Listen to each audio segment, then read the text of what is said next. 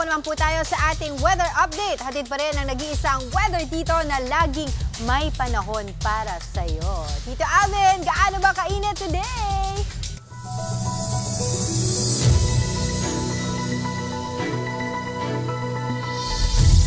Good morning, Ate Angela. Good morning again, mga kapatid. Ulat panahon muli tayo ngayong araw ng Lunes. Maliban nga dito sa posibleng mahihinang pag-ulan sa may extreme northern Luzon, dulot ng ating frontal system na kung saan yan po yung salubungan ng ating northeasterly wind flow at easterlies, magiging mainit at malinsangan pa rin po ang panahon natin sa malaking bahagi ng ating bansa. Dulot pa rin yan ng ating tinatawag na easterlies. Kaya sa mga bibiyahe, pagandaan po natin ang matinding init ng panahon, lalong-lalo na ngayong Semana Santa at magpapatuloy niyan sa mga susunod pang mga araw. Sa katunayan, nakapagtala po tayo ng pinakamataas na heat index kahapon na umabot sa hanggang 37 or 47 degrees Celsius dyan po sa area ng Cavite.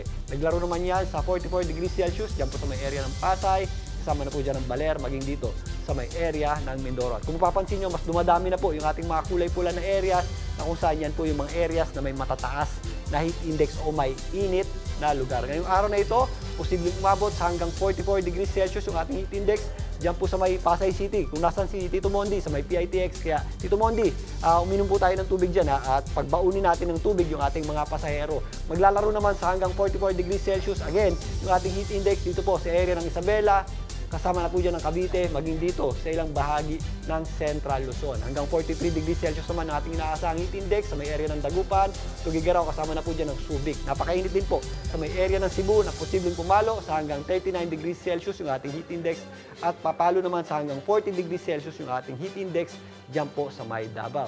Sa mga bibiyahe o mauunang bumiyahe ngayong araw na ito, dito po sa Metro Manila at sa mga susunod pang mga araw, paghandaan po natin ang patuloy na mainit na panahon, lalong-lalo na sa tanghali. Bihira pong umulan, pero pag nagkakaroon po tayo ng mga pagulan, ito po yung mga dagliang pagulan o mga thunderstorms lamang na kadalasang nangyayari tuwing hapon at gabi. Kagaya ng nangyari kahapon sa ilang areas ng Quezon City.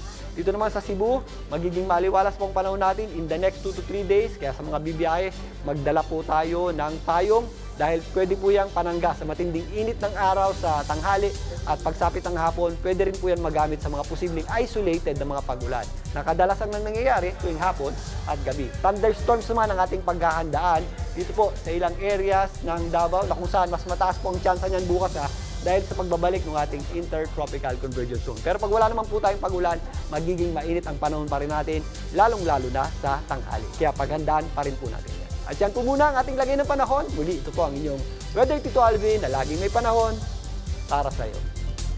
Mga kapatid, Chiki Roa Puno po. Simulan ang inyong araw na puno ng impormasyong kapaki-pakinabang. Sama na sa isang makabuluhang umaga. Tumutok at mag-subscribe sa social media pages ng News 5.